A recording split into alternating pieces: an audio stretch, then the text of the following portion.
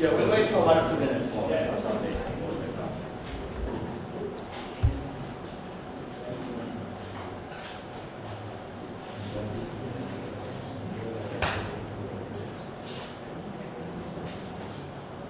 This evening, Professor Jatinder Gupta, we call him Jeet, and he's at the University of Alabama in Huntsville. He's a chair professor there, and he's a very eminent person in the field of production and operations management. In fact, he has been in USA for, I think, the last 4 decades, and he has done extensive research in various areas of production management, particularly in the area of sequencing and scheduling.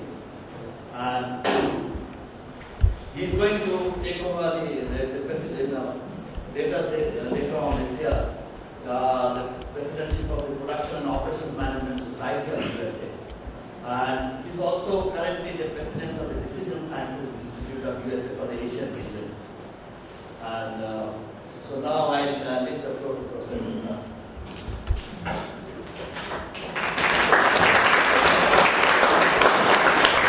Thank you very much, Professor Ghosh. It is a pleasure to come here to Board Institute of Management. This is my second visit to the campus, my first visit in the classroom. So, I appreciate you giving me the opportunity to come and talk about something that I consider very important, and that is the intersection of the information technology and supply chain management. And I particularly like to talk to the young minds. You are our future. And from that point of view, it is good for us to interact. Now, going in, I want to make sure that you understand that in the time whatever we spend, if we take the ratio of the number of people in this room, I should be talking for maybe about 3 or 4 minutes. If they talk, that will be very interesting. So let's try to see if we can get an interaction with them, rather than my monologue. See, the monologues are not that interesting, particularly mine. My students tell me all the time, and that's why my students talk quite a bit, and they love that because I can bore them to death otherwise. So let's see if we can do that. And in order to start the ball rolling, I think I'll start with a quiz. Okay? There's no better way to get to participate than asking the questions, right? And these are questions that I think you can probably answer quite easily.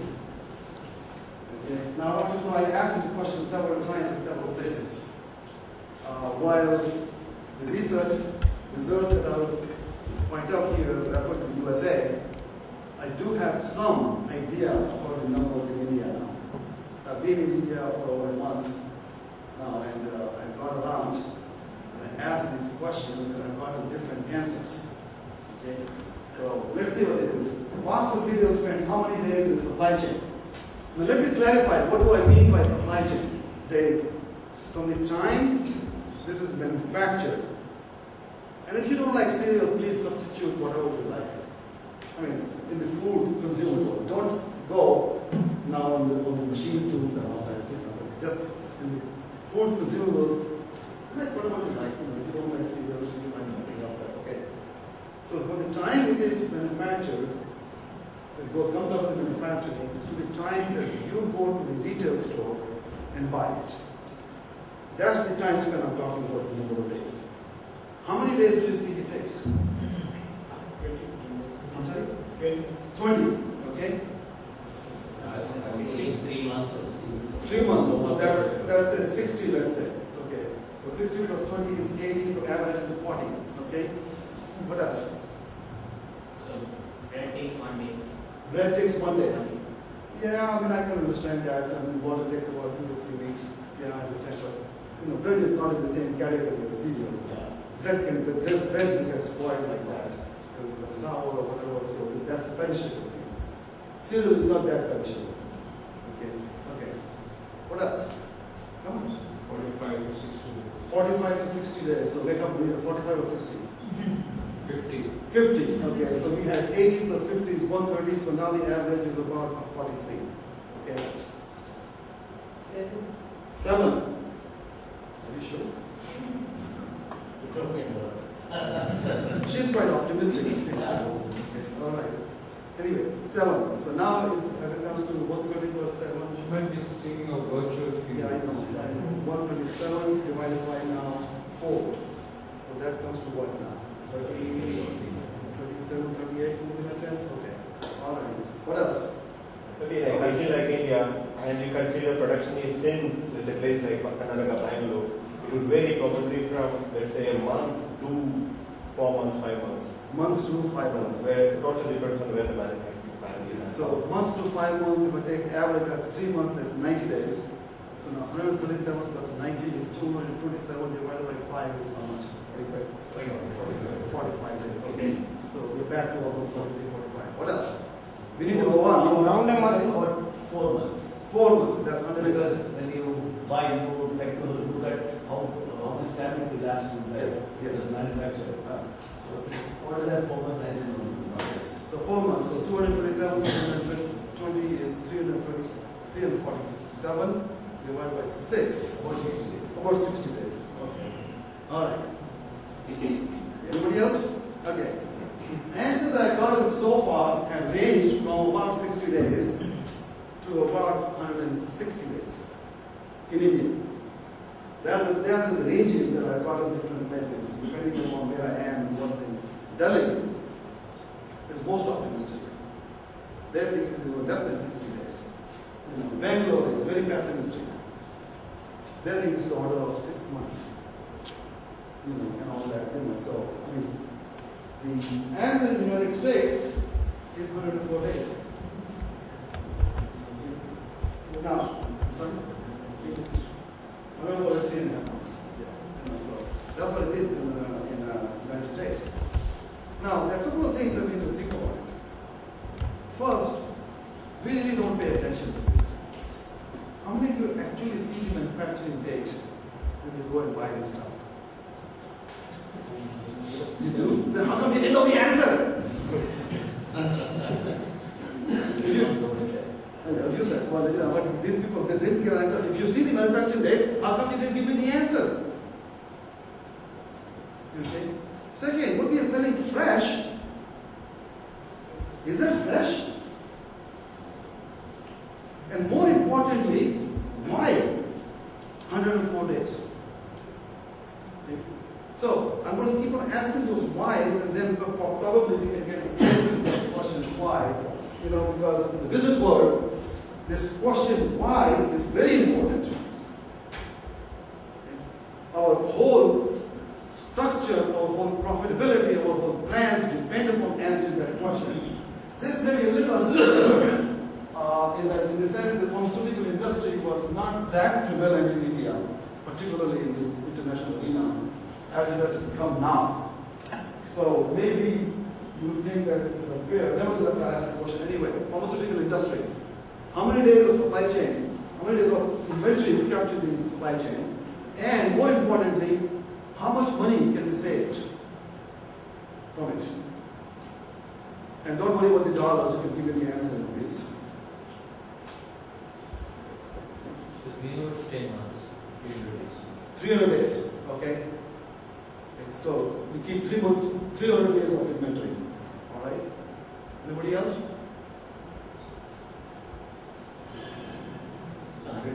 100 days. Okay. 150, 450, 550 is approximately. Oh, I didn't want this is a little less than 200. Okay. What else?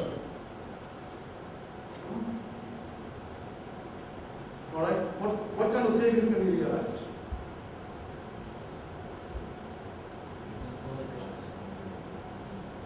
Average. These are annual numbers.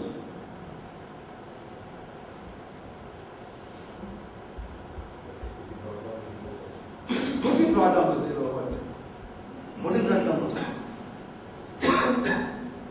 By the way, those who are students, answers. I mean, maybe you need to do some field tests, maybe you need to do something, find out the answers, it will be interesting for you to do. You're not going to find the answer in academic journals. Trade journals, maybe.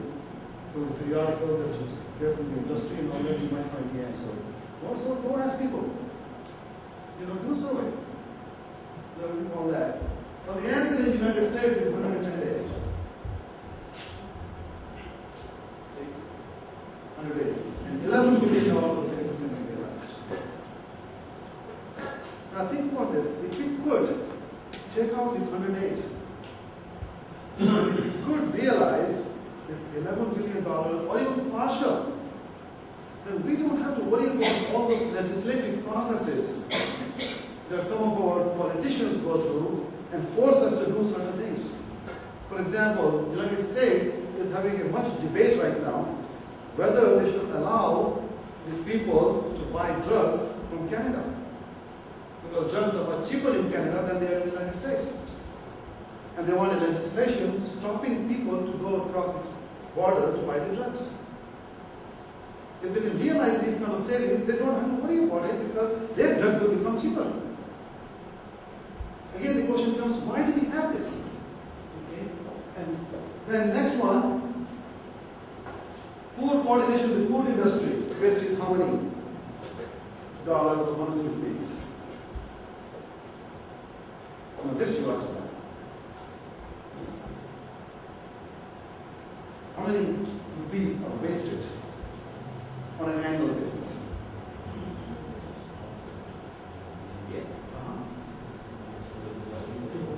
I'm sorry, thousands of crores? Okay. Thousands of crores. 1,000 crore is a trillion? Trillion rupees, okay? All right? So that's one number. Anybody has lesser or more than that? It will be more than that. Thousands of I know. These are trillions. Okay. Nobody wants to speak here? I have a way of making you speak. I'll come over there and ask you the question right there. What are you going to do? So it is good for you to speak otherwise. What do you think? Is it less than trillions? More than trillions? More. Everybody thinks more. All right. Well, in the United States, this number is $30 billion. $30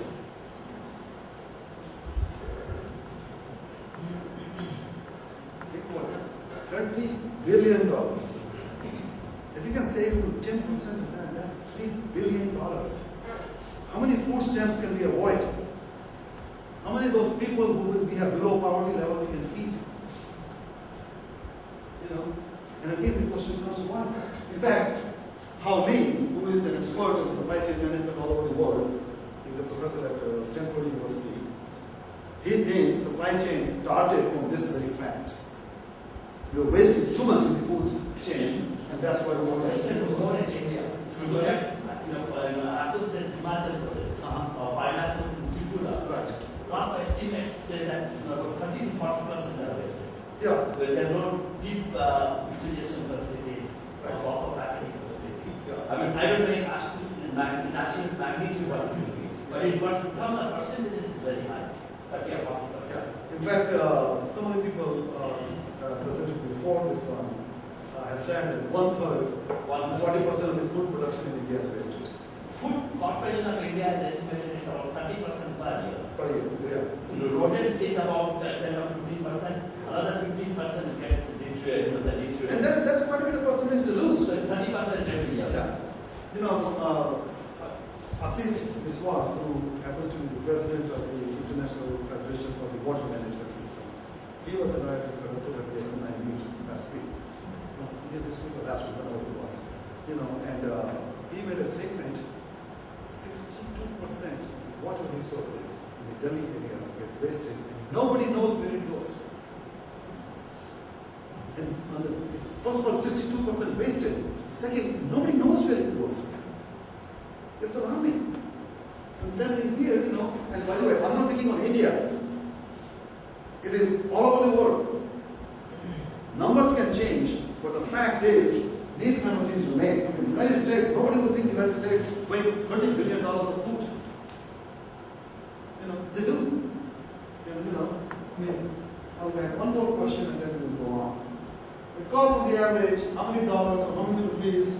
to process each purchase order. When we say process each purchase order, remember, someone who have taken courses in operation management, you do the inventory analysis, the economic order quantity formula, you have a replenishment cost, or a setup cost, or ordering cost. That's the cost I'm talking about. Okay? What do you think that cost is?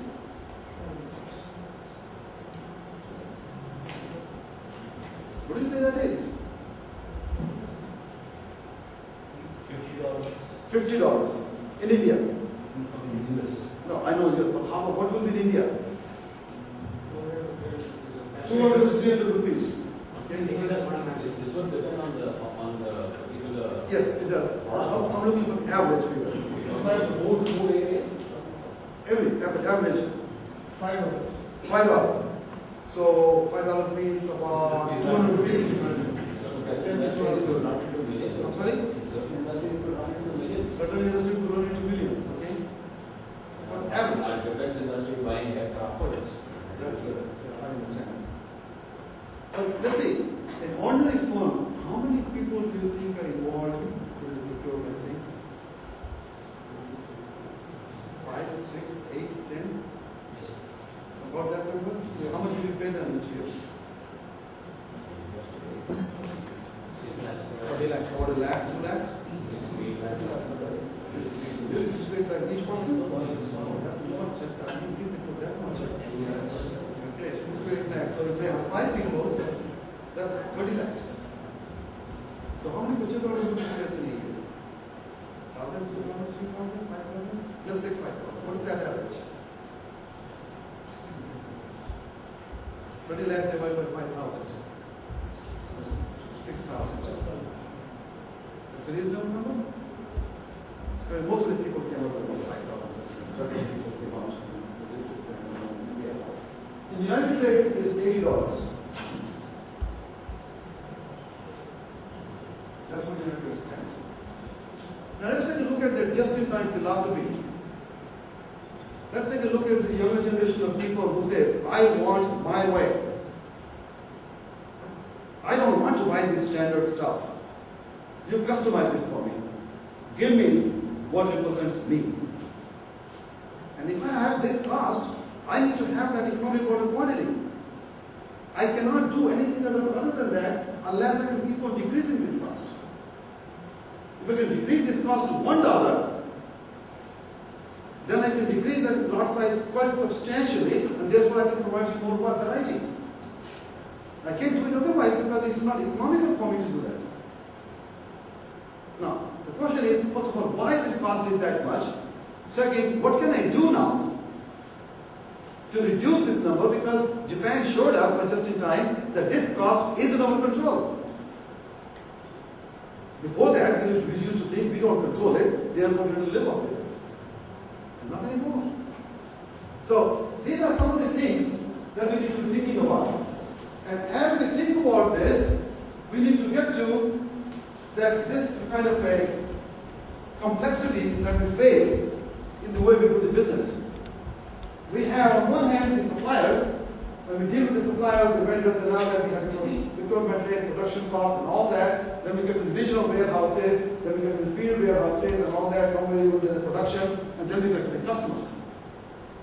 Now the way we run our businesses is that we keep on drawing the lines in between these.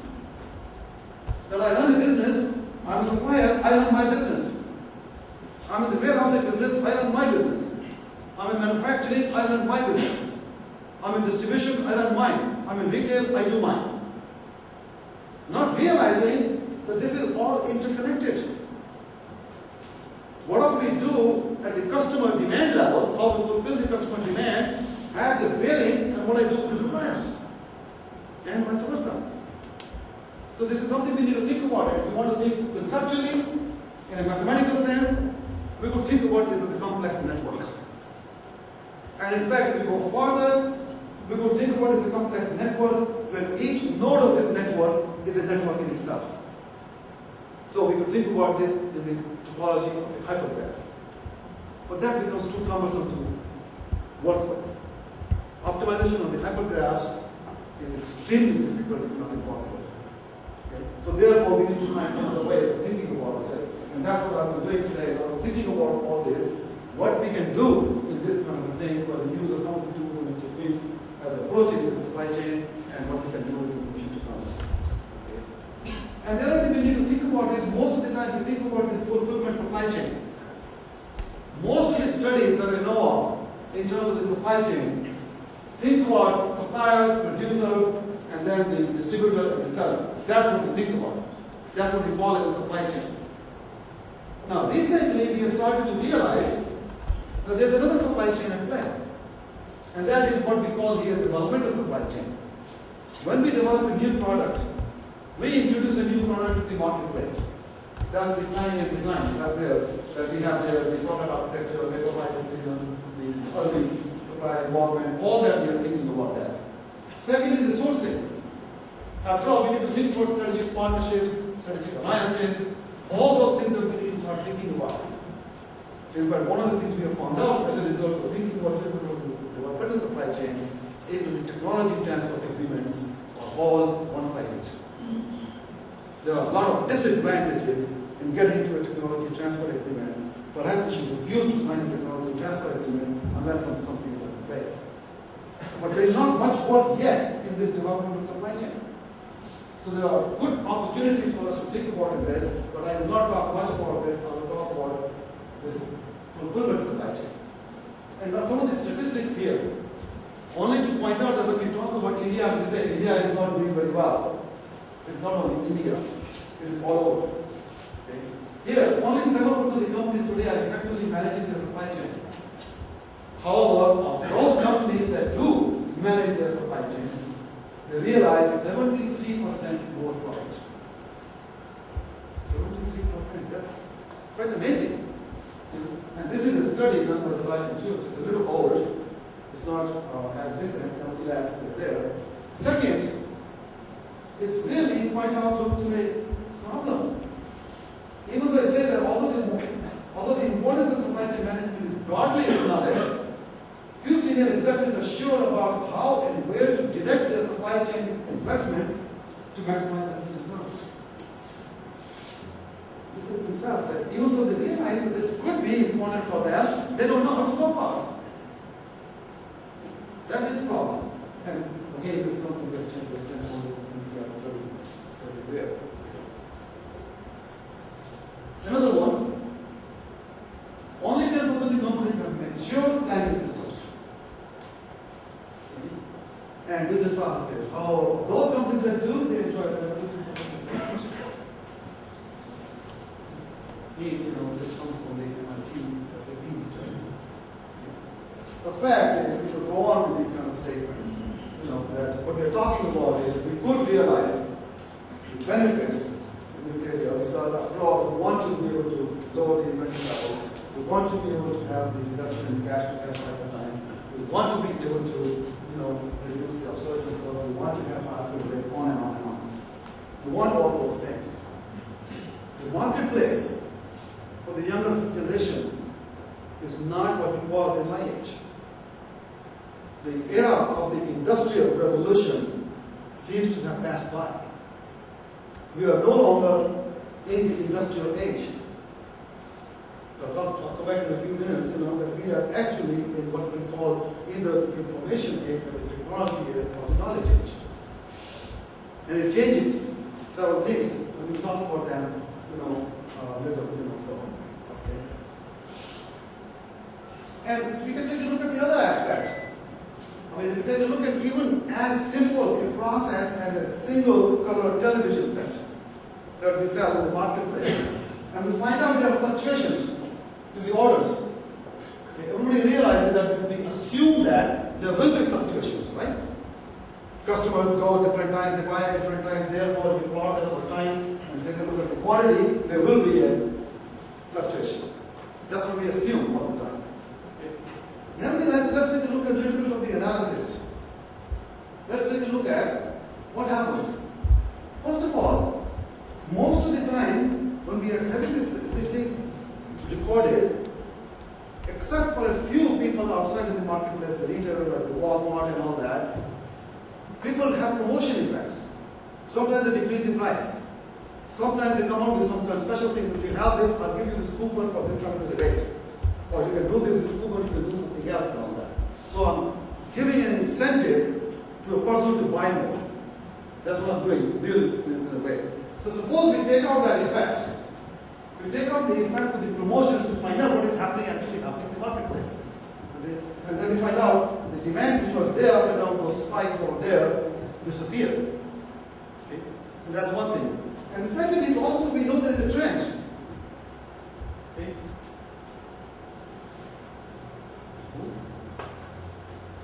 You know there is a trend. Why?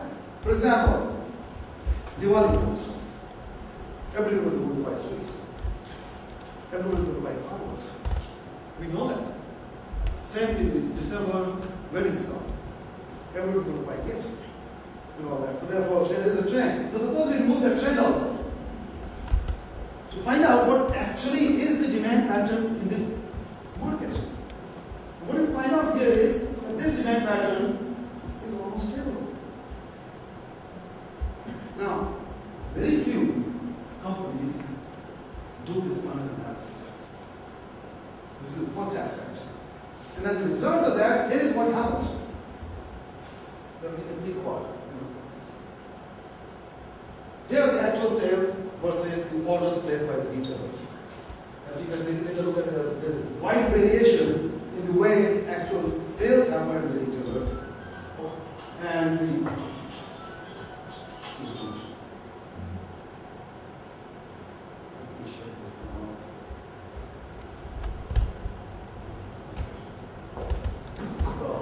this is what happens, in this. That we have the kind of thing. Why do you think this will happen? Why would the retailer order different than what is actually selling in the marketplace? The expectations of the retailers that potentially the sales will be higher in the coming times. Expectation that sales will be higher in the coming months, so therefore the retailer will order more. Okay? So the average gonna get down when we remove the trend. Most probably the trend will be getting down, my numbers higher. Okay. Removing the trend, my numbers will be less. So actual sales are predicting what this is. No, these are actual sales. We are plotting actual sales. Okay. So this is not trend, this is not anything, this is what I sold. After the new period, because sales order base. This is what I sold. Whatever happens in the marketplace, that's what I sold. Why would the retailer order more or less? He expects to sell more, so he places a bigger order. He places a bigger order. This is not happening. So it cuts down. Very good. So he plays a cycle. See what was said here. He expects to sell more, and it didn't happen. Now he says, oh, I can sell this. Therefore, in order to cover up what he has done before, he orders less. So that's when spike goes up, then spike goes down. All right. So this is interesting. Now let's see a little more. Very good. That's another thing. Because of our reliance on economic order quantities, or reorder point system, or whichever you want to think about it, I'm forced to order. Even though I know my demand is only 50, but my economic order quantity is telling me to order 200. Therefore, I order 200. Good. Good point. Very good. Okay. Now let's see a little more. What happens here? Okay. Here are four graphs. One is actual consumer sales. Other is retail orders to wholesalers. Wholesalers to manufacturers, manufacturers to suppliers. Now what do you see here? The small variations that are there in the consumer sees Right. getting magnified as you go to the manufacturer Okay. order. Could you please say a little louder so that everybody can hear that? The variations that are there in the consumer sales are getting magnified across the retailer, then even more magnified at the wholesaler, and the magnification is the amplification is such as maximum at the manufacturer orders that are placed with the suppliers. Okay. Everybody hear that? Now, is there anybody who does not see that in this, or is there anybody who has a different idea? There's one more to add. Probably the peaking is pushed forward across time. Peaking is pushed forward across. That's just because of this particular phenomenon that is not necessarily so. Yeah, that doesn't happen actually. If I had time, I would have logged onto the internet, and pardon me, I'm going to use the term, I would have played a game called a beer game. Okay, where you don't get to drink beer, you get to sell beer and make beer. Okay, I would have played that game 4 times, and I showed you exactly that this happens. Okay, I mean this is really so. Now again, I come back to the question: why? What do you think this is so? Why? Yes, sir. Demand not clear at the each stage of the operation. I'm sorry. The demand for the product not clear at the each stage of the operation. The demand for the product is not clear at any stage of the production. Okay. What else? You don't Like a receive whole- the product at all. Sorry, you don't. You're not receiving it, it's all waiting in You process. don't receiving it is already in process. So you try to order more and say, okay, I don't want shortage. Okay. The lead times seem to have an effect. That's what you're saying. Because of the lead time, you don't see the product, therefore the people ordering that. Okay. What else? The other person at the next stage may not be knowing why the demand is increased at the earlier stage. Like the wholesaler may not know why it is increased at the retailer. Okay. Maybe he's having a promotion or something like that. All right. So promotions, everything. The person don't know. There's no communication. All those. Okay. Anybody else? But this thing is called the bullwhip effect. You know, if you take a whip and have the bull, hit that, that's the way the waves fly. That's why Corona and the man and me call this phenomenon. There's an article in management science, there's an article how it is, you know about that. Okay? So, if you think about that, all of that now, sometimes this gets stuck. Because the mind of its own.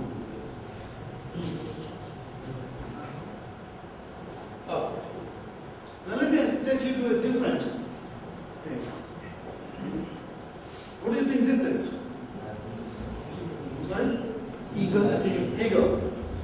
Is there anybody else who said anything else? Albert, Huh? Falcon. Okay. You said? balance. Balance. Okay. Already. Okay. So one balance. Falcon is the same bird category as eagle, isn't it? It's the same thing. Okay. So except for one, is there anybody else who thinks it is anything other than an eagle or a falcon, whichever way you want to think about that? Okay. Almost an agreement, except for one, right? All right. What is this? Zero. Zero. Circle. Ring. Concentric circle. Perforation. Okay. Huh? A target. Concentric circle. A concentric circle. Okay. Now, how come you have a lot more choices now than you did before? How come you give me all these answers? And last time I got only 2 answers. Actually, falcon and eagle are the same. So, how come? The amount of detail in the picture are much greater. The picture of the eagle, like, the amount of things that actually match that kind of picture are very, very different. The amount of detail in the first picture was a lot more than the amount of detail here. Is that what you're saying? Yeah. Okay. She disagrees. Because actually, basically what she said was not actually describing the object. So one was a creature and this is an object. You can prove it object to different things, but not a creature. I see. Okay. All right. Just let our imagination go. So that? Just let our imagination go. Let your imagination go. Okay. What's this? Shadow of what? I'm sorry? The disc.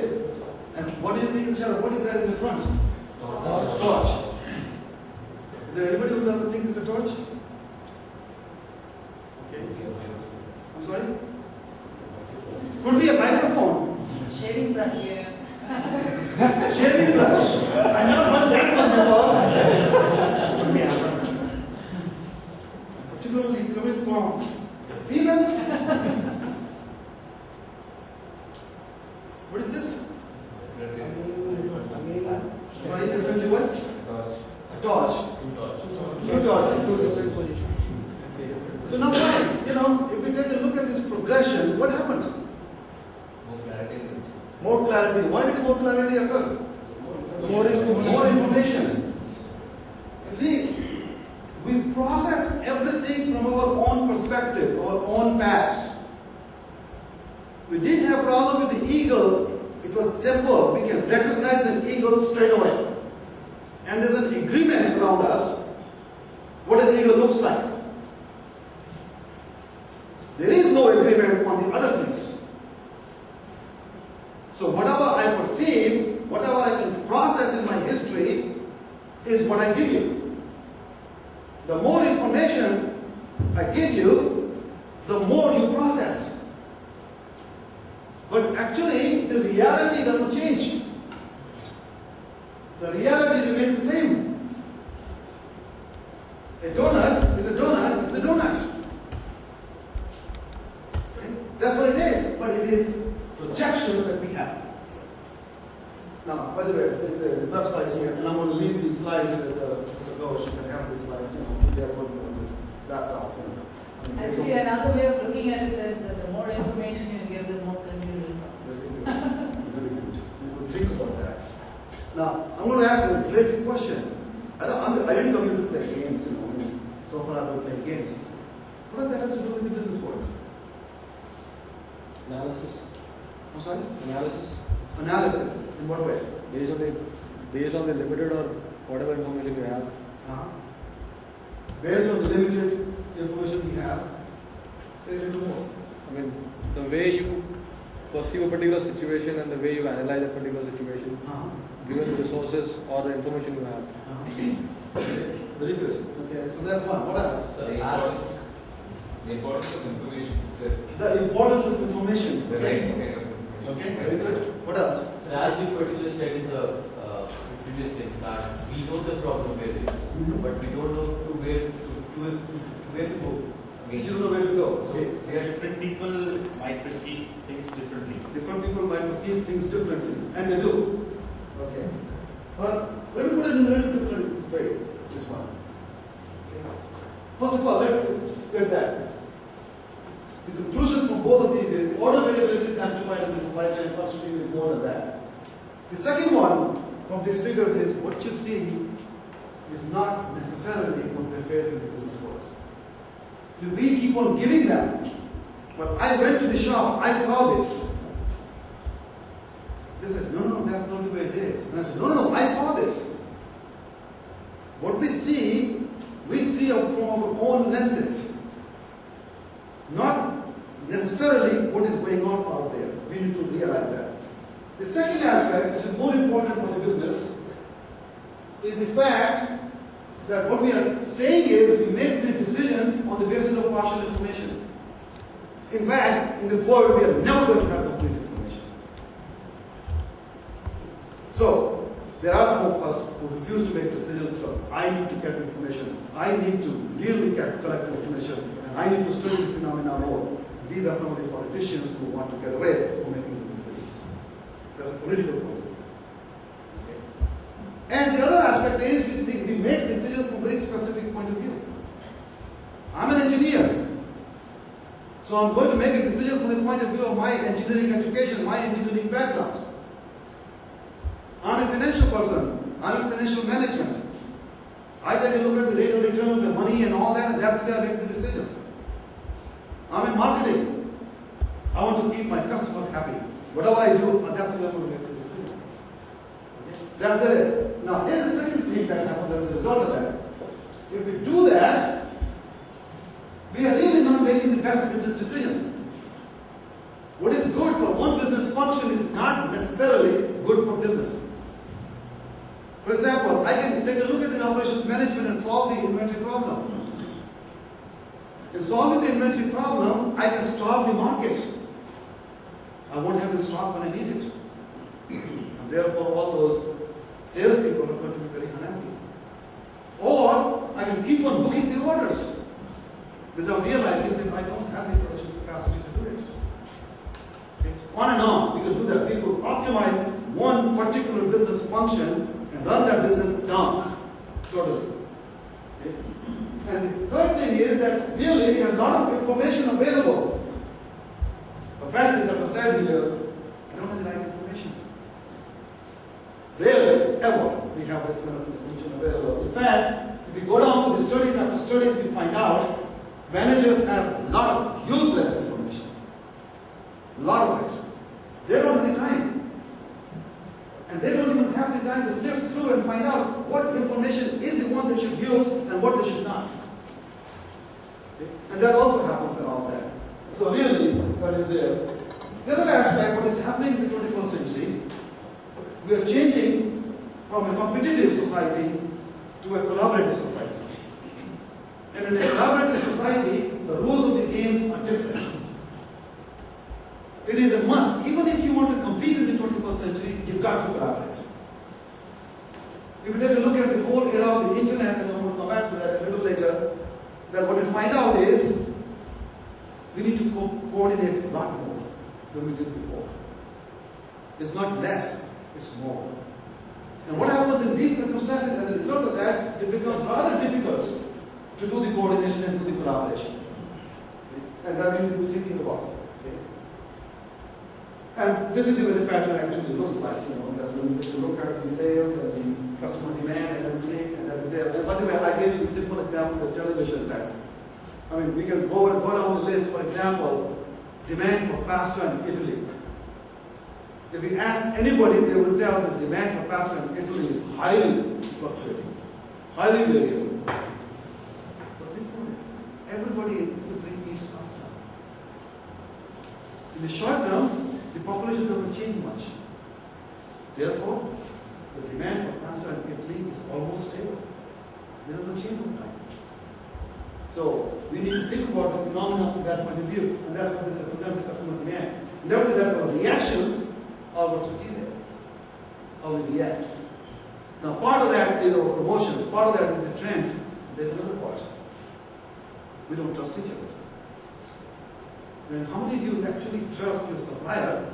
The supplier says, I will deliver you this in 5,000 pieces in good quality at 3 p.m. on Friday, January the 13th or 12th, that he will do that. How many actually believe that? And what do? Because you don't believe that, you say, oh, let me add a fudge factor. And depending upon your belief, you add a fudge factor for a day, for 2 days, for 3 days, or a week, whichever way you do. Okay? And that's what causes it. There are other aspects also, but nevertheless, we can keep on going with that. So these are some of the things that we have. Now, one of the things that we do to handle these situations is, as Professor Bush said, we have done some work in the operations management area. We build models. We try to solve those models, just like the emerging models. Now we keep on expanding and making those models a lot more complex. And we try to find out the answers. If we can't find the answers optimally, we rely upon finding some approximate answers. Well, by using the heuristics or by using simulation or something, I can find an answer. Okay? That is one way. But there is a second thing also we need to think about. If I want to reduce this $80 of ordering cost that I mentioned earlier, I need to do something else. I cannot use this modeling approach to reduce the cost of $80. I cannot use the modeling approach to reduce the waste of food of $30 billion. I cannot reduce the 100 days of pharmaceutical inventory by models. I need to do something else. And one possible way of thinking about that may be that we want to think about on the information technology, the developments which are changing the world. Now, India is at the envy of the world in this. We provide IT and IT services to the entire world. So much so, there are people, if they have their way, they will pass legislation in the international sense not to allow India to do so. But when we take a look at our own industry in India, the use of the IT is very low. Particularly in the small and medium enterprises, which happen to be the largest enterprises in India. There is hardly any evidence of the use of information technology. So we better start thinking about that. Okay? So that from that point of view, let me ask you the question, what do you think information technology is?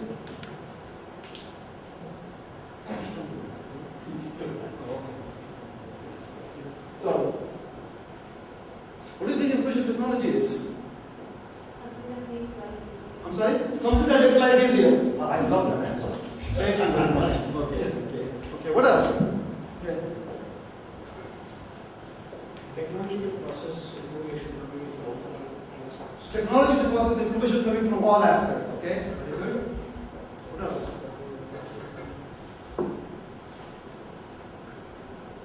There's a course in information technology you take, don't you? It's a giant at our service. I'm sorry? It's a giant at service for you. I didn't It's understand. a big giant. It's a big giant At your service. at your service. But you don't know what the giant is. I mean, the more you explore and enslave it, better off for you. The more you explore it, enslave it, better it is for you. Use I of like that. I might steal that. use of information to take intelligent decisions. Information to take intelligent decisions. Okay? Technology that helps in assimilation and analysis of data. Technology that assists you in assimilation and analysis of data. Is that what you said? Yeah. Okay, very good. Well, I'm glad nobody tried computers. Because when I ask this question, most of the time they say, but computers and all that. That is what it is. Well, most of you said this thing, except for the particular making my life easy. It is that there, that way, here, a different way. Information technology refers to a wide variety of items and abilities used in the collection, storage, dispersal, processing, and conversion of data into information. Now that was so in the 20th century. We stopped after information in the 20th century. Now we are finding out actually information is not what we use in our organizations. We use knowledge. If we don't have knowledge, we cannot run an organization. So we have extended that to say to create knowledge. That's what we need to do. And nowhere there is a computer there in this. We had information technology before computers. We have information technology after computers. Now, computer is absolutely essential for us to do the things nowadays. It would be foolish of us not to use computer. But the concept of information technology is independent of the computer. Just like a business can run without accounting. But it would be foolish for us to run a business without accounting. Same thing about this one. Okay? So, this is what information technology is. And we can take a look at a little bit of history here, about the information technology, what I call as the dimensions. The computers actually came into being in the Second World War, when John von Neumann developed the idea of the cybernetics. And we developed the first computer and we did the sensors and we found out it can do a lot more accurately, a lot faster. And that created what I call as the processing division, where you're processing the data, and it's primarily a data processing system. It does it a lot more accurately than human beings, it does it faster than human beings. So as a result, we could process lots and lots of transactions in the business.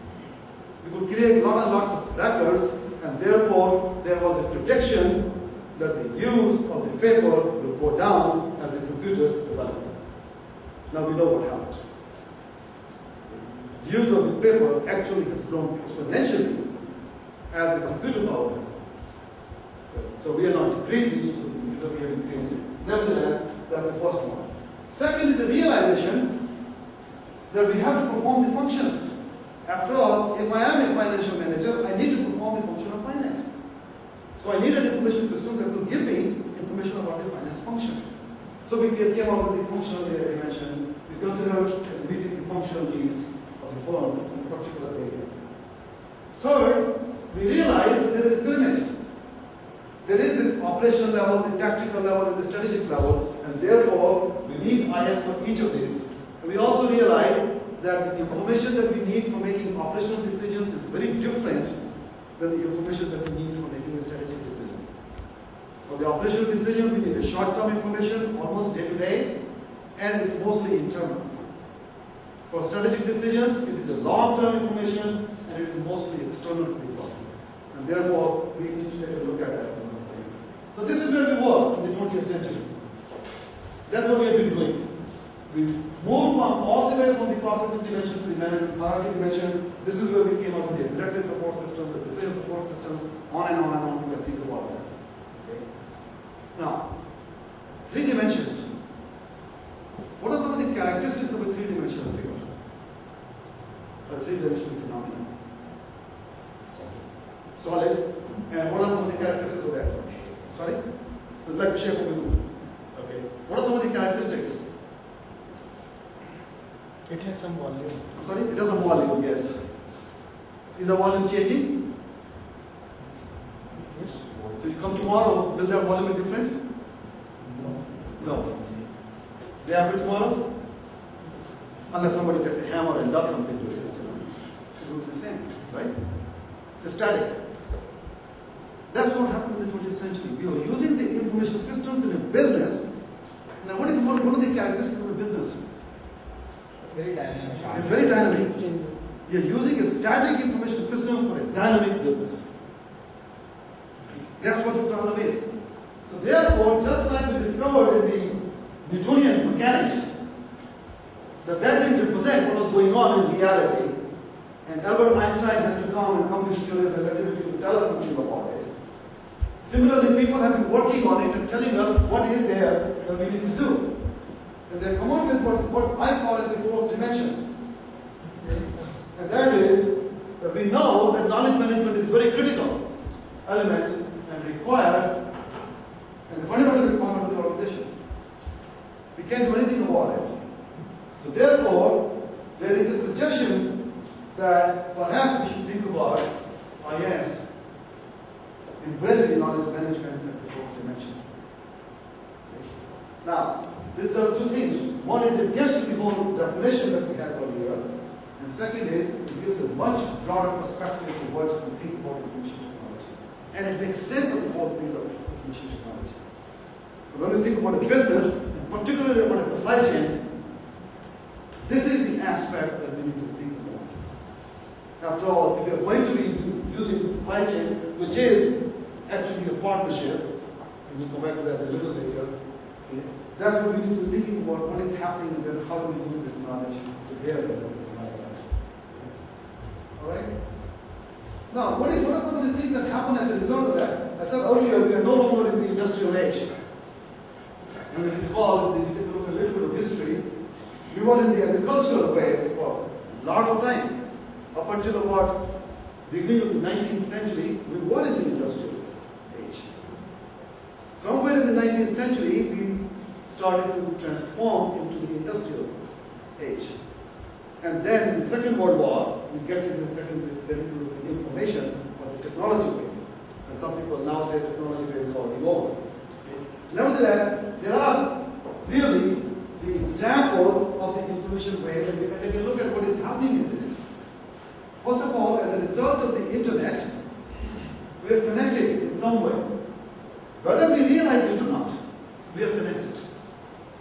You have a cell phone, and as a result of having your cell phone, you are connected in some way to another person, some way or the other. Or you go and get on the internet, you are connected. And particularly you are connected from a person to a business.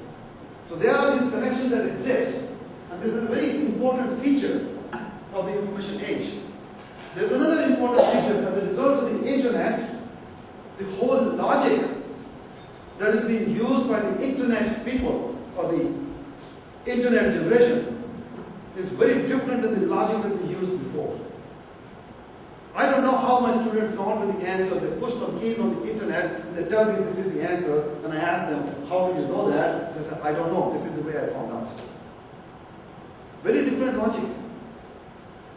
Maybe perhaps come to the same conclusions. Very much. The second aspect that we need to think about in the information age is the fact that there is a whole studies that have shown that more and more people are handling information than manufacturing and agriculture combined. In fact, a recent study about the whole of India, done by Gupta, Harker, and Ghosh and Apte, show that 56% of the whole GNP of India is generated by the information in the service industry. Only 22% is by agriculture and manufacturing. Each. So, really, think about that. And in some countries, it is 84%. So, that has a repercussion. As a result of that, in the corporations, we can accomplish a lot more now than we could do before. And these are the IT enables, and I underscore the word enables, to accomplish more. So these are some of the things that we need to take a look at. We can go a little further because we don't realize some of the things that happen to us, that we have embedded things like that. We buy stuff and we find out there is IT embedded somewhere together. For example, in automobiles, there are self-diagnostic systems which have some kind of computer chip or some kind of technology there that enables us to do. Cell phones, like when you can take a picture which can do everything, that is again embedded. And when you can store the picture into some cell phones have 200 pictures, 1,000 pictures, this and that, and all that we do. We call these products as knowledge-based products and services. That's the term that we use. Nevertheless, we have them. And by the way, most of the time we don't even realize that that's what is going on, okay, and all that. Okay. And as a result of that, we can do that like that. And then there is something called transformation technology. And by the way, I'm not even talking about the biotechnology and the nanotechnology and the other technologies. I'm talking only information technology today. And sometimes I'll talk about the bio and nanotechnology. The technology that transforms an organization, we call it transformation technology. So, right? That's by definition, that's the way it is. Now, what do you think is an example? Can you give me some example of this? What would you call a transformation technology? Sorry? Internet. Okay, that's it, transformation technology. Give me another example. Credit cards. Very good. That was, but the credit cards came as a transformation technology, particularly for financial. Okay, yeah. So the emerging RFID technology. RFID, very good. That's a transformation technology. Mobile phones. Sorry? Mobile phones. Mobile phones. Mobile phones, very good. That's a transformation technology. Robotics. Robotics, very good. Okay. Now, think about it. Simple thing. I'll give you a simple illustration. Email. Is that a transformation technology? Yes. Now I tell you, it was 1992. I went to Poland and I saw a person in Krakow, a colleague I had some district colleague with him, and he complained that he has sent me several emails. How come I don't answer my email? And my reply was, what do you mean I don't answer the emails? I don't have an email account. My friend was very nice, very polite. And he said, well, I'm sorry, maybe I made a mistake and all that. You know, but I sent somebody else's email address and all that. So very polite. And I could sense that there was something, the way he said that implied that I do have an email account, but I was not able to really accept that. So when I came back to the United States, I went to my network administrator and I said, would you please give me an email account? I didn't say whether I have an email account. I said, would you please give me an email account? Coming from absolutely firm determination that I do not have an email account. And the network administrator immediately said, what do you mean, give you an email account? You have an email account for 2.5 years. And not only that, you got over 500 emails that you have not read. And what do you think that did to me? The transformation technology should be with transformation culture also. Otherwise, there will be mismatch. Okay. What do you think that did to me? I'm sorry? Loss of information. Huh? Shifted by paradigm. And shifted by paradigm so much so that I've never been the same. It disrupted my life. That's why we call these technologies also as disruptive technologies, because they disrupt the way we do live, we do things. And my life has not been the same. Earlier, I didn't have to worry about answering the letters at the same time I had it. I'll wait. They get in a queue somewhere. Or something happens. Now if I don't answer an email for 5 minutes, I get some phone ringing saying, you don't answer my email, particularly my students. I sent you an email, sir. I have not heard from you. I said, I'm sorry, I've not read it. Well, sir, please read. I've got to read everything. I mean, I'm giving an example from an academic. You can think about that from the business world, you know. Really, that's what happens. It's disruptive. Okay? Yet, we got to put up with this because they transform the organizations. Now, what is another phenomenon that we can think about that goes along with this? Guys like me who didn't use email for 2.5 years, what did I do to Ball State University where I was? What did it do to my organization? Change the culture, but more than that, I mean, did they realize the value of the email system that they invested in? I mean, think about these kind of technologies. In order for us to get the value of these technologies, which is humongous investments, if the critical mass of the people don't use it, is that very used? I mean, think about it. Instead of 1,200 faculty members at Ball State University, only 50 used it. Would that be good? No. So really, in these kind of technologies, if you want to realize the full benefits, the critical mass of people have to use application.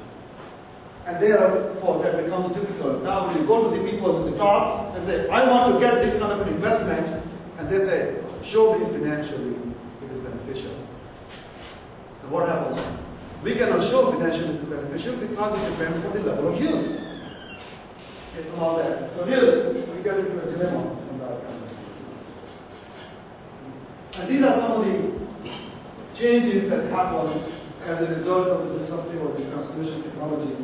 For example, the first one says information can appear in only one place at one time. Now we know, as a result of the shared databases, we can have information available in multiple places at the same time to multiple people. Okay. In fact, not only that, we can work collaboratively and change those things simultaneously too. All that will go down to this. The aspect is we don't need expertise to act as an expert. But the use of expert systems, we can have the skilled, some skilled or unskilled worker perform as an expert. Okay, that's on the down the line more. So that's what we can do. Okay. Now, what happens is, I started with the idea that we want to take a look at the competitiveness in the light of the talk, and I'll talk about the competitiveness much about it. Michael Porter, who is a professor at Harvard, has developed the theory of competitiveness and defined the forces that determine the competitiveness of the world. Okay. And as a result of the enhancement of the organization by internet, which sometimes is called the net enhanced strategy, we have to add another dimension to that. We have to add relationship with partners. Because in the internet era, we got a lot more partners. One of the interesting aspects of whether we call it e-commerce or e-business or internet or whatever other term that we want to use for that, what has happened as a result of that is that first there are some new businesses that have appeared on the scene. For example, the electronic payment systems. We never thought about the electronic payment systems until we got to have the internet and people ordering on the internet and the need for us to collect the money on the internet. That was the first thing. Second, in order for us to run an internet business, we need to have all the back offices handled. All the production, all the distribution, all the logistics, all the accounting, all everything happening. And as a result of that, we have started to go with the third-party people to handle these things for us. We don't handle it ourselves.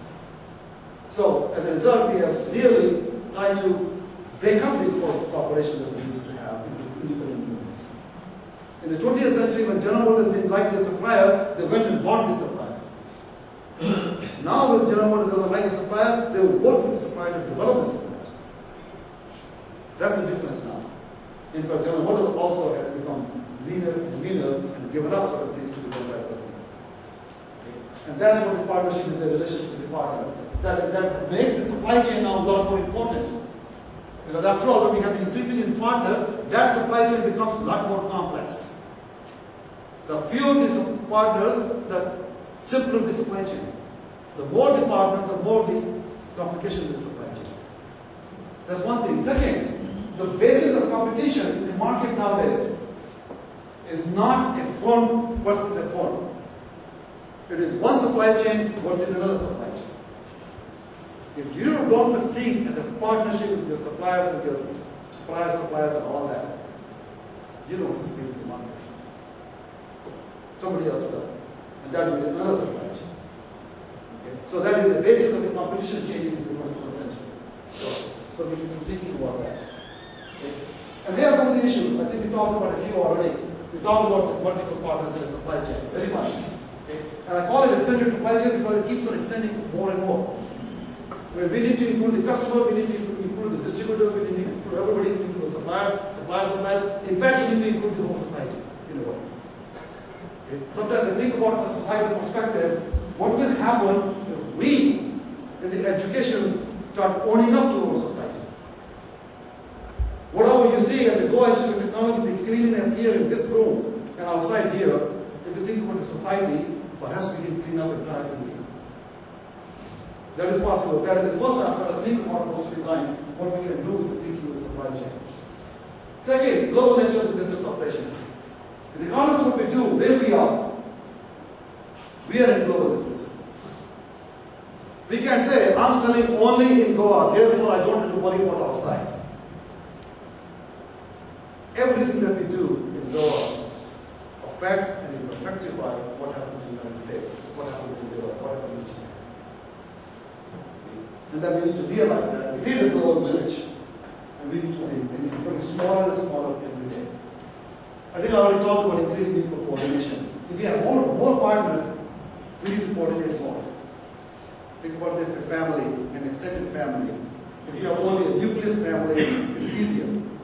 If you got this extended family, the management of extended family and all that coordination becomes complex and complex. The same thing here. Collaboration, I already talked about it, I won't say anything more. This cost reduction. When we were in the 20th century, we thought we handled this. We thought we had developed all the models and everything and optimized all those that we need to optimize. And we figured out a way of changing the basis of competition that cost is not an issue. That people want quality, people want flexibility, people want variety, people want to represent themselves. Therefore, people will pay a higher price to get those things. Suddenly in the 21st century, costumes have become an issue. While the younger generation want all those things, they want quality, they want flexibility, they want variety, they want to represent themselves, they want it at a lower price. And that changes that really what we need to do, we need to reduce the cost. And speed. This is another dimension that has emerged as one of the fundamental bases of competition. We don't want to wait. There was a time we did. India is a very organized society. We wait. You know, somebody does something, that's the nature that we have. Now, as the younger generation, do they have the same nature? As students, they want me to answer their question before they can articulate their question. What do you mean you can't give me today? I wanted it yesterday. I want you to figure out what I want before I can figure out what I want. Now, if you know, you ask your younger siblings, they will tell you that. If you think you are not in that area. That's the basis of competition. Because speed really becomes an important factor. And we need to be thinking about how we want to do this. Okay? So, again, I come back to the same thing, coordination and integration. It's a key. If we don't coordinate and don't integrate, we are left behind. And that's where the whole utility of information technology comes in. We cannot do this without the information technology. There is no way I can provide the speed without information technology. There is no way I can reduce that $80 of procurement cost, ordering cost, without information technology. Now think about it in a supply chain partnership. In that partnership, I use the technology to link my suppliers, and my customers in the same system. Then whenever I need an order, all I need to do is to push a button on my computer. And how much does that cost me? 2 cents. I can decrease that from $80 to 2 cents. Then I can ask my supplier to order me in lesser quantity, which means I can make frequent changes if I want to, which means I can meet the demands of the marketplace. Same thing about that inventory. Why was I having inventory that I kept 104 days for cereal? Now if I can have these linkages, I can also have the linkages to the logistics suppliers and supply them that information so that they can do the planning. As a result of that, they can decrease the time it takes in logistics. in transportation. Same thing for the pharmaceutical industry. Why do I have this 100 days? I have the 100 days because I cannot flow the system. And same thing I can do. All these answers lie in the use of the information technology. Nevertheless, I got to be effective, I got to be efficient in this use. I cannot think about just living into the information technology and thinking information technology will do everything. So what we're thinking about is creating an architecture, creating a system that thinks about the entire process that we can think about. This is thought about, we did a project for the Department of the Army there, and this is the upper level, very aggregate thinking about what we did for them. That at the top you take a look at the exit entry decisions, investment decisions, sales and marketing. Now, even the Department of Army, you think about sales and marketing. You know, you are selling something. For example, when they were fighting the Iraq War, one particular department of the Army sells to another department. And sometimes they market their products also to them and all that. And then we need to make a supply chain decision as to, what is going to cost, how will the price that, how the budget allocation will happen, quality cost and all that. So we need a supply chain management system there. On the other hand, we can be financial, thinking about strategic aspect, we need to think about how to evaluate the opportunity cost. For example, there's a big problem in the Department of Defense. Their systems are very expensive, they last for a very long time. It takes about 10 to 15 years to develop a system that lasts 40 to 50 years. And in that kind of a thing, how can you think about those investments and all that, and put on the list, therefore you need to come out with some kind of financial management system. There's another thing also, you deal with contractors quite a bit. You need to come out with that kind of scenario also. But it gets down to it, you need all the data. Again, that fits into the efficient system, and then you need to integrate all of that together into one. So really what I'm saying is, in this kind of whole process, perhaps we need to think about a multi-enterprise architecture. What we think about normally is an enterprise architecture. If you take a look at that television series that used to be Star Trek, some of you probably have watched it, others are absolutely fans of it. I don't want to miss any episode, even though it has gone off the air for quite a while. They talk about the spaceship enterprise. Well, now the spaceship enterprise seems to be obsolete. It is not a spaceship enterprise. There are groups of spaceships enterprises. And that's what that is. The supply chain is enterprises put together. And perhaps we need to think about this as one possible way of imagining where you got the emails, you got the CAD models, you got the design guidelines, you got the whole thing together, and you got to put everything together in a collaborative environment. Okay. I'm not suggesting that this is the only way. I'm suggesting this is perhaps one way of thinking about it. But nevertheless, we need to have a thinking that goes beyond an enterprise, beyond a firm. It goes into the supply chain. I call this as an extra-prise. Or some people call this an extended enterprise. Okay? That's what this really has to do. It gets into the engineering, it gets into the business, it gets into the information technology, it gets into a lot of aspects. So there goes the idea that I'm going to be just this person. Don't bother me. I'm going to be just responsible for the finances. You can be successful nowadays in the business if you think in a very narrow sense of one particular business. So, how do we realize the advantages? What are some of the examples? I'm going to come to very popular examples. I'm not going to make up some of the popular ones. Dell system, everybody recognizes that. Right? You can go to the internet and order the PC any way you want, within limits. So what happens to that when you place an order for the PC with the Dell system? Customization. Okay, that's one. What happens to your order? So they send in different mails and orders to the different suppliers they have. Right. Then you get the order, different shipments at your place. So they send orders after they get your order. And what do? You make the payment. So see that how clever that is? They got your payment before they did anything. Isn't that an excellent use of their supply chain initiative? Before they did anything, they got your money. Because of the electronic payment system, it transfers instantaneously to them.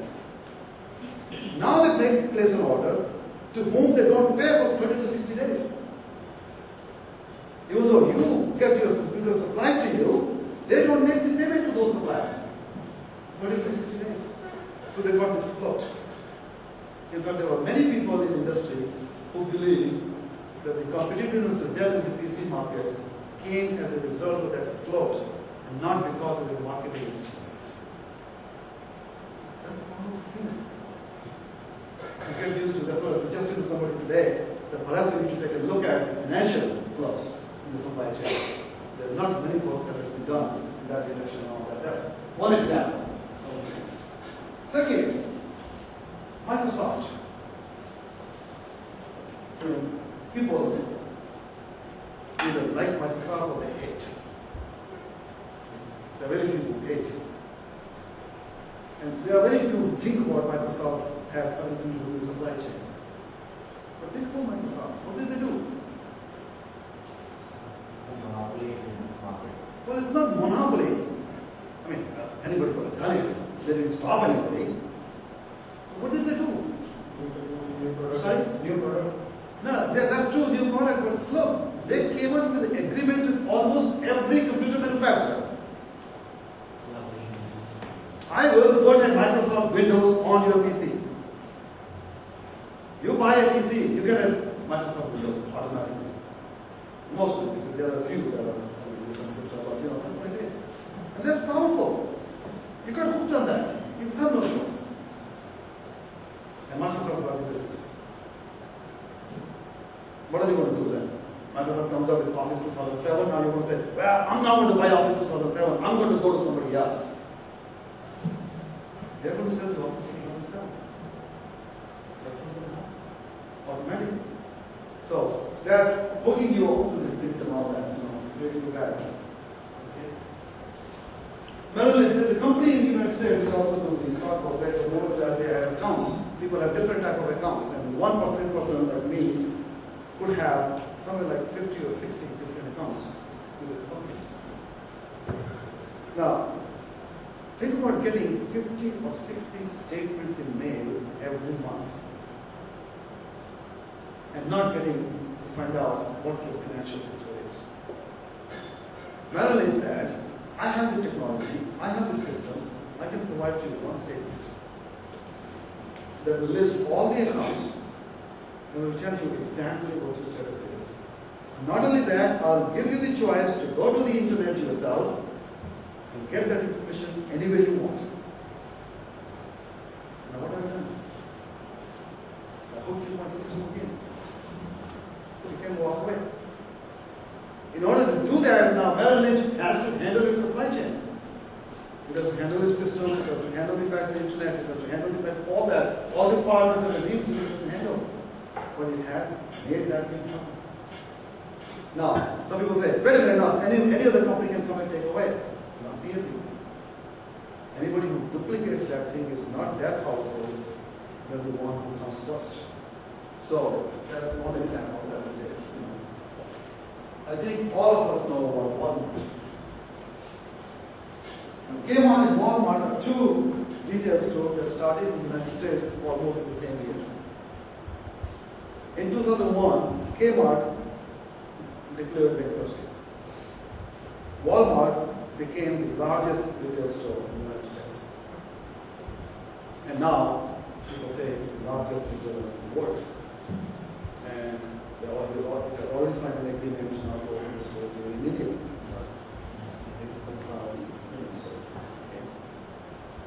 What do you think is the difference between Kmart and Walmart? What did Walmart do? Sorry?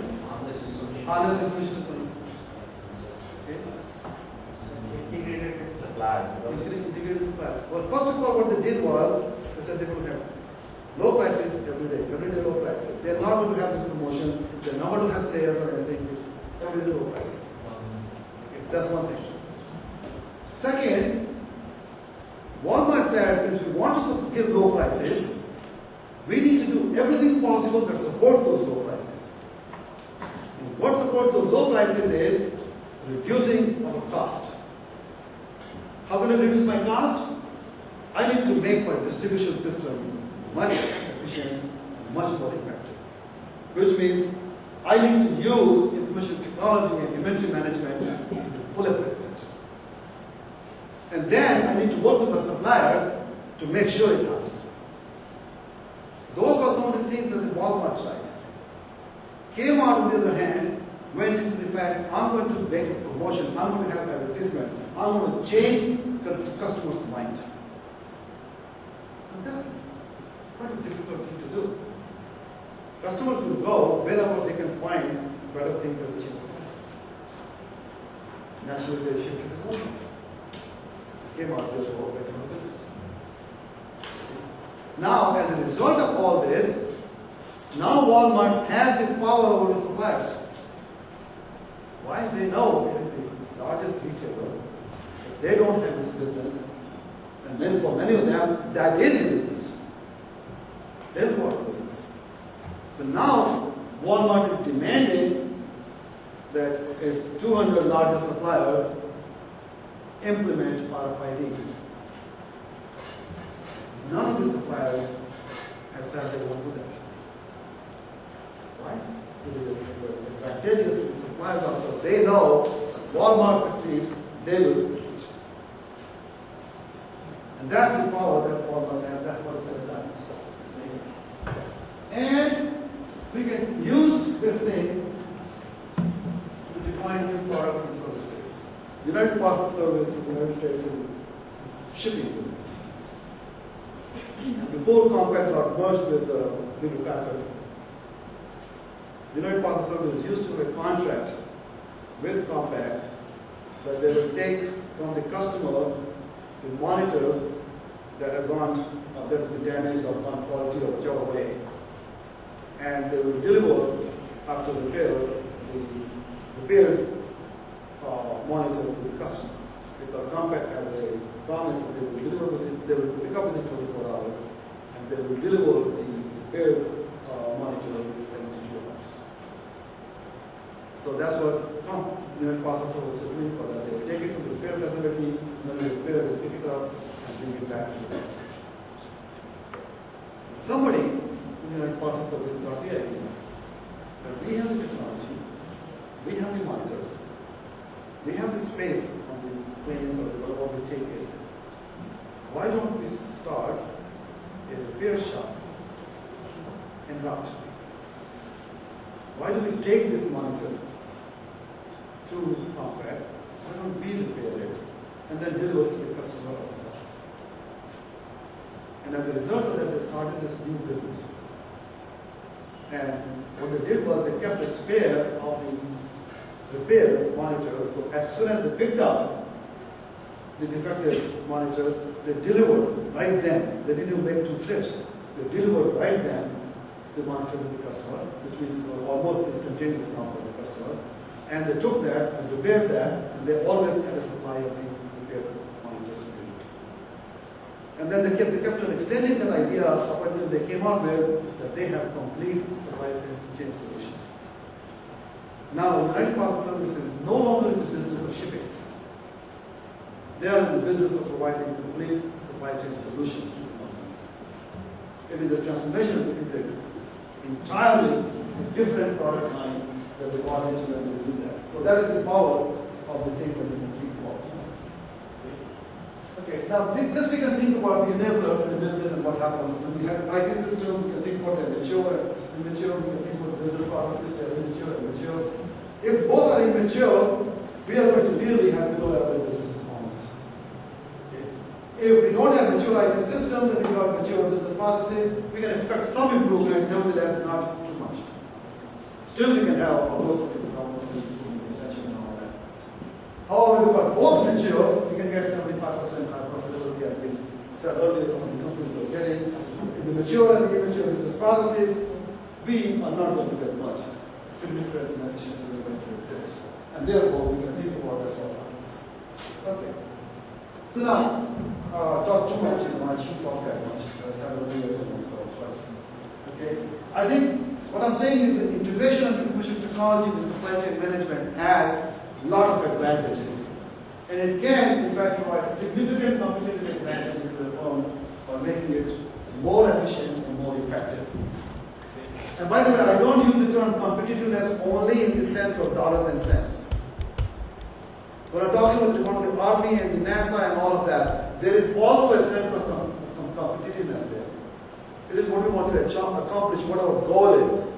I mean, think about a war being going on, like in Iraq, and there's a war fighter who needs certain equipment there, and you say, oh, I'm sorry, my supply chain is late, I will deliver you 15 minutes from now. What can happen in those 15 minutes is really critical, whether you will win the war or lose the war, and how many lives are going to be wasted. That's also a part of the competitiveness when I'm talking about it. Okay, so even in government of India and the public undertakings, I'm including them also in this. You need to think about that, making them effective and efficient. Okay. Second, I think it's not even a question of competitiveness in the 21st century. It is also finding a level field. It's not only that I want to have competitiveness over others, I want to not be at a disadvantage. I want to be in the game. If other people are going to be the ones that the customers are asking for, I want to be asked for too. So therefore, I need to minimize or reduce the competitive disadvantage that I have, and IG can provide that to me quite a bit. And as a result of that, I can even focus on the customer service, which many people say, customer is the king. I have another point of view on that sometimes, but nevertheless, you can think about it. Now, more importantly, I said earlier that we cannot really think about IT per se. Looking to IT alone to solve organizational problem is in fact inviting disaster. I think we can think about 9/11. Why did it happen? That's also technology. That's also information technology. Will not use information technology as much as George Bush does. That's even more. And we can take a look at examples of Mumbai bombings and all that, or Kashmir, or Parliament here, whichever we want to think about it, we can. Really, we can't solve organizational problem. If we have inefficiency in a process, and we use IT, we will make that process more inefficient, much faster. And we need to think about the processes. We need to think about what we want to do. It doesn't leave us of the responsibility of managing the organizations. We need to think about that. There are several people who think about it. I've gone several times. Always, give me more. Give me more technology. Give me this software. I don't have the ERP system. If at all, I have SAP. I was talking to some of the people in Calcutta as well as in Bangalore. How people get carried away by buying new software and new technologies. They think that's the answer.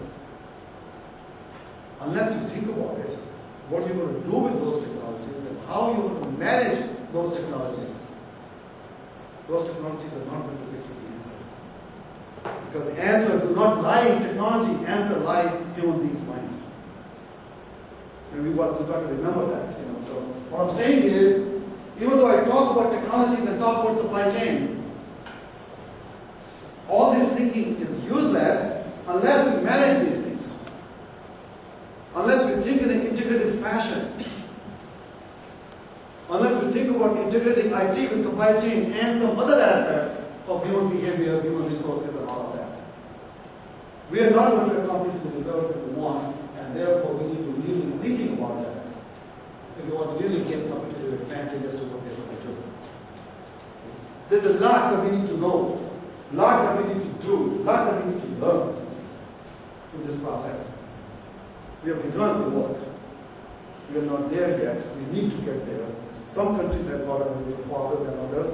Nevertheless, the whole landscape is still open. Okay? I'm going to stop here.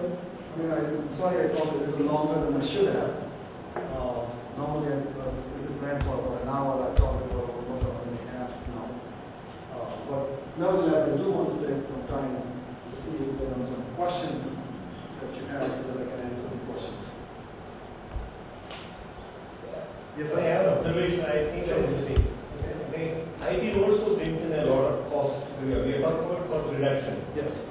And that cost largely comes from, I think, employee training. And if employees keep switching from organization, which is a real phenomenon as of now, you end up paying a lot of money training people in your IT products that you have sourced. So, I think we speak about cost reduction, and that's a culture within the organization for efficiency would probably result in higher employee switching, which can be another cost to you. Well, you're absolutely right in one point of view. If you take a look at the number of careers that a person has nowadays, it's somewhere between 4.5 to 5.5 in the lifetime. If you go about 10 years ago, it used to be something like 2 to 2.5. If you go a little bit beyond that, it was about 1.5. So clearly there is a shift in that, and clearly there is a movement and shifting and all that going on. Younger population is doing a lot faster, they don't want to be stuck with them. That's one thing. Nevertheless, I go back. If we take a look at the supply chain, if we link the supply chain, and if we have processes set up right, people will have lesser tendency to leave. People leave not only because they want some roses on the other side, they have some need which is not fulfilled. The issue is that the culture is one of efficiency, Yes. reduction of cost, Yeah. that can permeate to managing employees within the Yes. organization. Yes. So the issue is reducing cost in managing people. Yes. I think this is happening in the world as of now. Yeah, but one has to take a look at the total equation. So the common culture is one of efficiency. The common culture is not of, it ends up reduction of cost as a major culture when you look at, No, but Walmart does provide excellent training to its employees. They do not shirk from that. That is as much of a part of the supply chain. I'm not saying that we should not provide training and we should find just technology. There will be an increase in cost, but as a result of that, there will be an increase in cost somewhere else. So I don't know whether I answered your question. that dimension is very clear. Another dimension is that how do you make sure people don't leave there? You don't. Because the culture existing is one of efficiency, Yes. and you want to reduce cost on managing people. I mean, be it salary, be it anything. You don't enforce anything. You create the environment in which people would like to be there. That's all. Now, still there are going to be people leave. I was at Tata Motors a few weeks ago, and the president of one of the divisions of Tata Motors, and I had a talk, and he was telling me he has a hard time keeping his managers. Why? Now, it's not the basis of the people losing, it's not only other industries in India, like the automobile industry in India, now they demand all over. The United States is coming to India to hire these people, and they are taking the United States. So what is Tata Motors going to do? They can just create the environment, in which people like to be there. And I talked to the employees, and they said, I'm not going to leave, even though they're going to give me twice the salary. And all that. So there is something that we need to think about. What is it that we have? And I can tell you, if we think about a supply chain in totality, if we think about the fact that human beings are resources, not commodities, I think we have more chances of succeeding in keeping them. Okay. By the way, that goes to another point, which is not related to this, but we have done blunders in India in copying the West. We have taken all the human resource practices from the West. The human resource practices in the West are meant for those organizations where human beings are very much in short supply. We have the opposite problem. We are a very much labor-intensive society. We need to think about coming up with policies which apply to the labor-intensive society, not to the other kinds of society. We need to think about what is applicable here, what is not applicable. And I'm talking, that's why I don't want to talk the details of this, I talk about it at a very broad, generic level. But there are things that we need to fill in, which apply to all culture here. Yes, sir. So I have worked in production planning. So I have seen the integration of this IT in SCM and ERP. Right. But where the problem lies in where the implementation goes on. Like we have ERP packages, we install it previously, but it is of no use. People don't implement it properly. And it is basically a kind of virtual thing which is standing for that we are not using. And I've seen it more in most of the organizations. Even Tata Motors you are saying, and even I've seen Tata Motors also that it's not been putting up to even 50% use. That is where that problem lies is, and that is why I think the ERP packages, CRM softwares are not the way to implement. Well, a couple of things. I'm not sure that the ERP packages are not being implemented right. That's what I think. Here's what happens.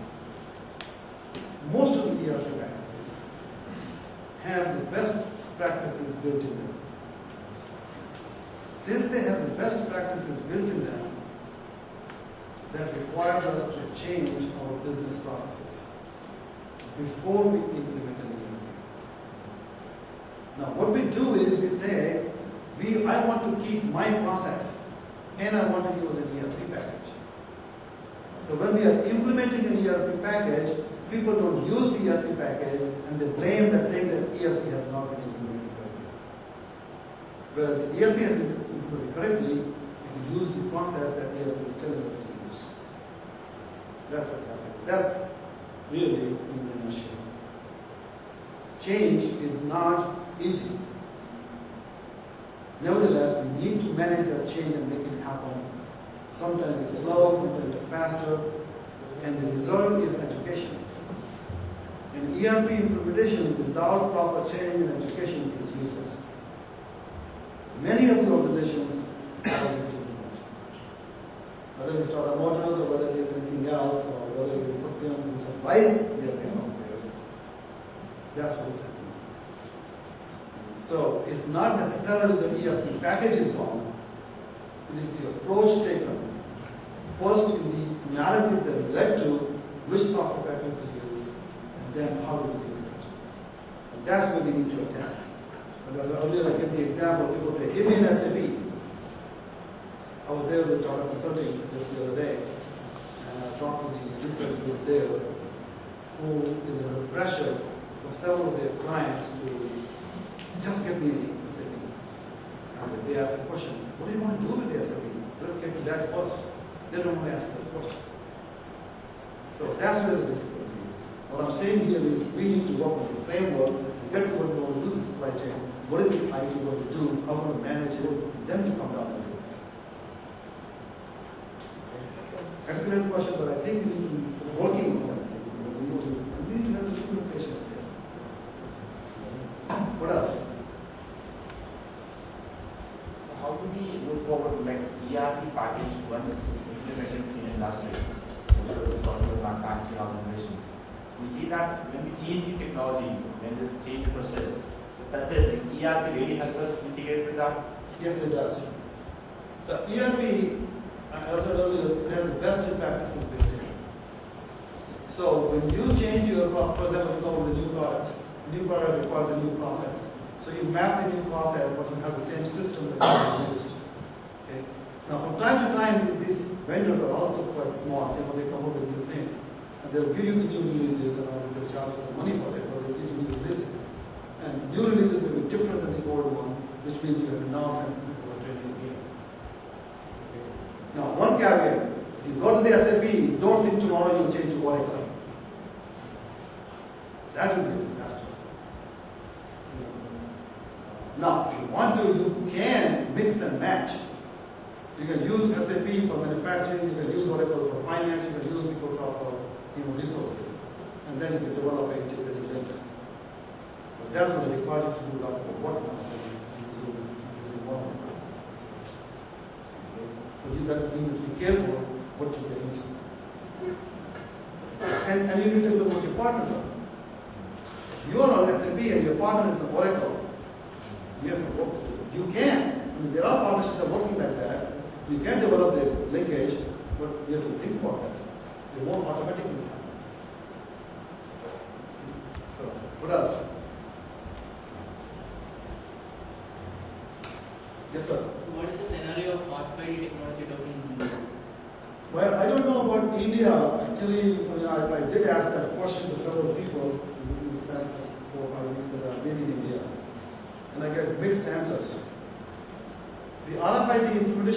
United States is very slow. Even though Walmart is going along with that and the Defense Department has started to go with that.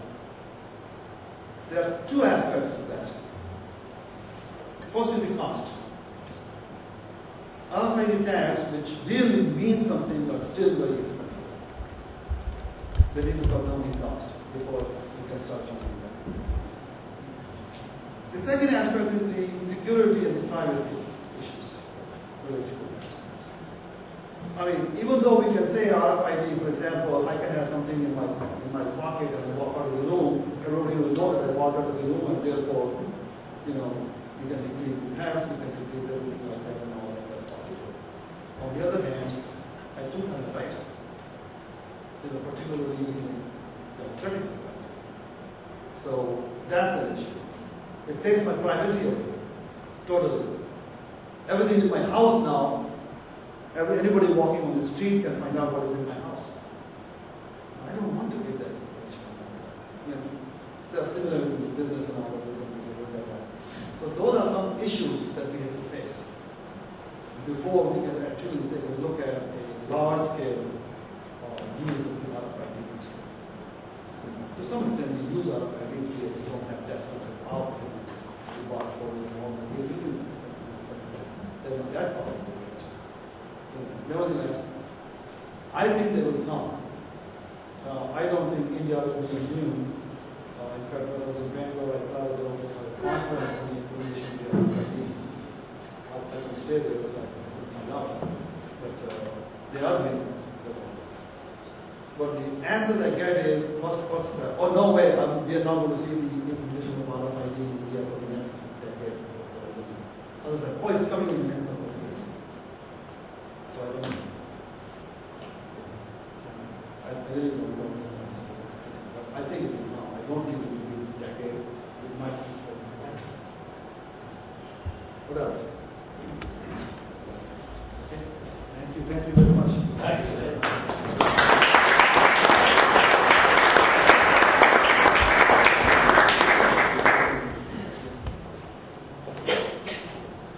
I take this opportunity to thank Professor Gupta for a very informative lecture.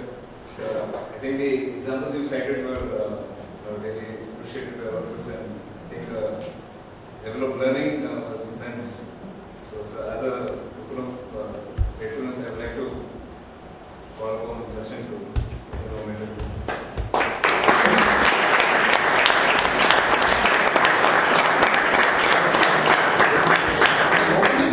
It is actually this building itself. Oh, yeah.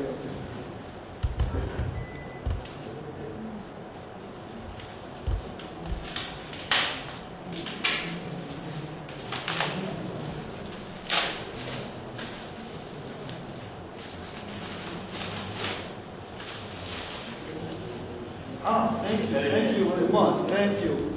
I will.